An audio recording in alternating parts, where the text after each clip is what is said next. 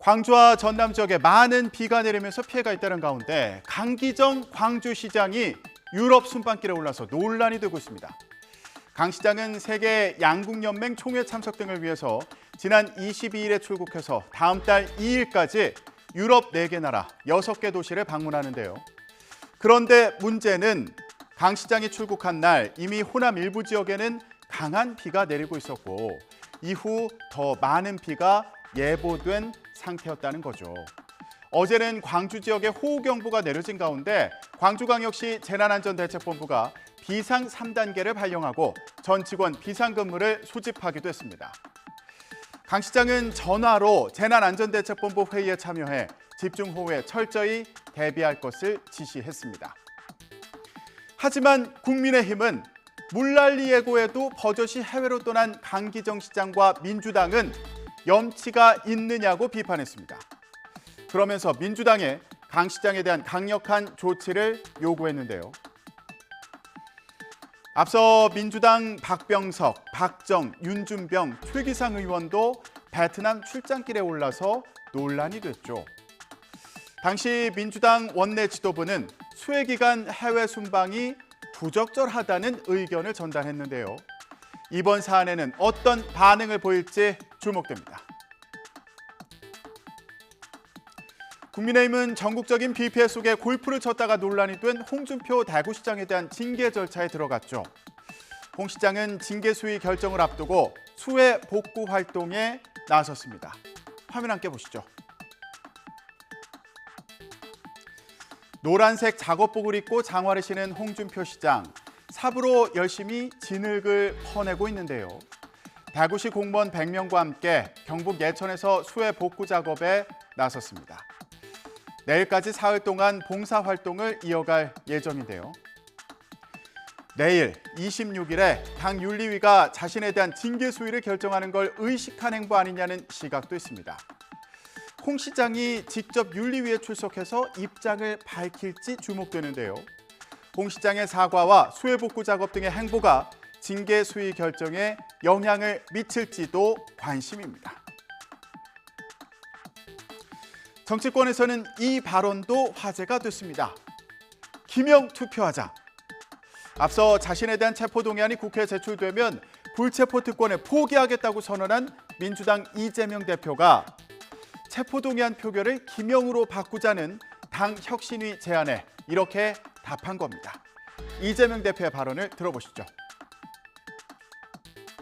저에 대한 정치 수사에 대해서 불체포 권리를 포기하겠습니다. 구속영장을 청구하면 제발로 출석해서 영장 실질 심사 받고 검찰의 무도함을 밝히겠습니다. 네, 그리고 지금 불체포 특권 이제 기명 투표하자 이렇게 혁신위가 제안했었는데 혹시 그거 관련해서 그건 입법 사안인데 저는 조기에 기명 투표로 전환하는 게 필요하다고 생각합니다. 책임 정치라는 측면에서 투표 결과에 대해서 책임지는 게 필요하지요. 특권 포기 의지를 강조한 거라는 해석도 있지만 기명 투표라면 이 대표 체포동의안에 민주당 의원들이 찬성표를 던지기 쉽지 않을 거란 시각도 있습니다. 총선을 앞두고 공천권을 쥔 당대표 체포동의안에 대놓고 찬성하는 건 부담스러울 거라는 거죠. 또 이 대표 강성 지지층의 눈치를 볼 수밖에 없을 거란 지적도 있습니다. 반대파 색출용이 될 거다 이런 비판도 나옵니다. 지금 오늘 이 대표가 체포동의안의 기명투표에 대해 찬성 의견을 내놓았으니 누가 찬성하고 반대하는지 지켜보겠다는 엄포까지 놓은 것 아닙니까?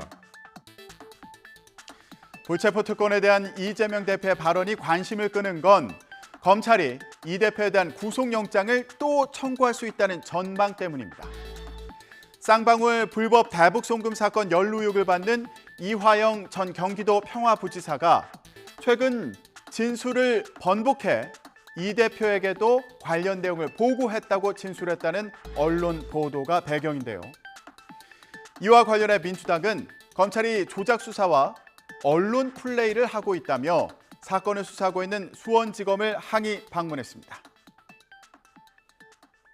이 전 부지사는 김성태 전 쌍방울 회장에게 스마트팜 비용뿐만 아니라 이재명 지사의 방북 비용 대납을 요청한 적이 없고 이재명 경기지사에게 사전 보고한 일도 없다고 분명히 밝혀서 일부의 언론 보도는 허구였음이 드러났습니다. 국민의힘은 오히려 민주당이 이화영 전 부지사를 회유하는 거 아니냐 이러면서 비판하고 있는데요. 검찰 항의 방문을 두고도 이 대표에 대한 구속영장 재청구 가능성이 거론되는 가운데 방탄국회 명분을 쌓는 거라고 지적했습니다. 당초 가능성도 없는 지검 장관 만남을 핑계로 검찰에 우르르 몰려가 20여 분간의 압박쇼를 한 이유는 자명합니다. 지난 민주당 의총에서 정당한 영장 청구만 체포동의안을 포기하겠다고 했으니 점차 조여오는 검찰의 수사망에 어떻게든 정당하지 않다는 명분을 만들어야 하기 때문입니다. 이렇게 대북 송금 의혹을 두고 첨예하게 대치하고 있는 여야는 의원들의 코인 보유 현황을 두고도 공방을 이어갔습니다. 특히 민주당은 권영세 통일부 장관에 대해 이해충돌 논란이 있다면서 국회 윤리특위에 제소하겠다고 국민의힘을 압박했는데요.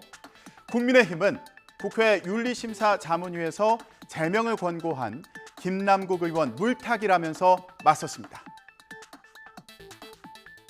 권영세 의원에 대해서는 윤리위 제소를 국민의힘에 요청을 합니다. 입법 관련해서 이해충돌 부분도 있고 그다음에 금액이 상당히 큽니다. 이제 10억이 넘는다고 하죠. 금액이 넘고 그다음에 이제 업무 시간에 또 거래가 있었다는 지금 보도가 있기 때문에 그런 부분들 다 종합해서 판단한 내용입니다. 금액적인 측면에서는 일반적인 주식 투자나 코인 투자 속에서 이게 투기성 성격까지 가는 거냐라고 봤을 때는 그 정도의 수준은 저는 아니라고 보거든요. 근데 김남국 의원이 이 코인을 수십억을 막 몰아넣고 엄청난 돈을 벌게 되니까 야 이건 뭔가 내부 정보라든지 문제가 있는 내용들을 알면서 본인이 투기한 것 아니냐라고 하는 의혹들이 커진 거거든요. 근데 국회의원들 전체를 보니까 결국 돈 번 사람은 김남국 의원밖에 없네라는 방식으로도 비춰질 수 있다는 얘기 드린 겁니다. 이렇게 대립하는 와중에도 여야는 각각 수해 복구 활동에 나섭니다. 국민의힘 김기현 대표는 특별 재난지역으로 선포된 전북 익산시 용안면 일대에서 또 민주당 이재명 대표는 충남 부여군에서 봉사활동을 하는데요. 의정활동도 이렇게 마음이 통하는 날이 있을까요? 지금까지 전국 브리핑이었습니다.